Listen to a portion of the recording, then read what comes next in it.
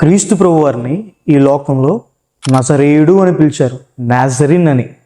నజరేయుడు అన్న మాటకు అర్థము చిగురింపచేసేవాడు, ఫలింపచేసేవాడు, పాడైపోయిన జీవితాన్ని మరలా కట్టేవాడని. క్రీస్తు ప్రభు వారు శిలువ మీద కూడా అయ్యన్నారాయణ రాయబడుతుంది.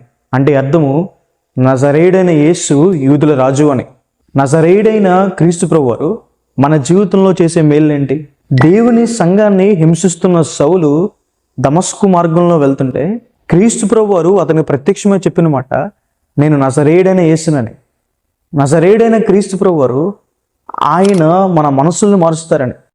సౌలుని పౌలుగా మార్చిన రీతిగా ఏ వ్యక్తి అయితే దేవుని సంఘాన్ని పాడు చేశాడో, ఏ వ్యక్తి అయితే సువార్తను అడ్డుకున్నాడో, అదే వ్యక్తి మరణాన్ని కూడా లెక్క చేయకుండా దేవుని సువార్తను ప్రకటన చేశాడు. క్రీస్తే దేవుడిని అనేక మందికి చెప్పాడు.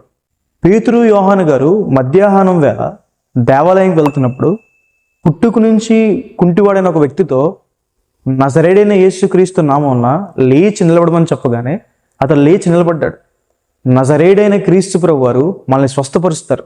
క్రీస్తు ప్రభు వారు గుడ్డివారిని స్వస్థపరిచారు, కుంటివారిని స్వస్థపరిచారు, మోగువారిని స్వస్థపరిచారు, దురాత్మల చేత బాధపడుతున్న వారిని స్వస్థపరిచారు, కుష్టి రోగుల్ని స్వస్థపరిచారు, చనిపోయిన వారిని తిరిగి లేపారు. మిమ్మల్ని కూడా దేవుడు స్వస్థపరుస్తారు.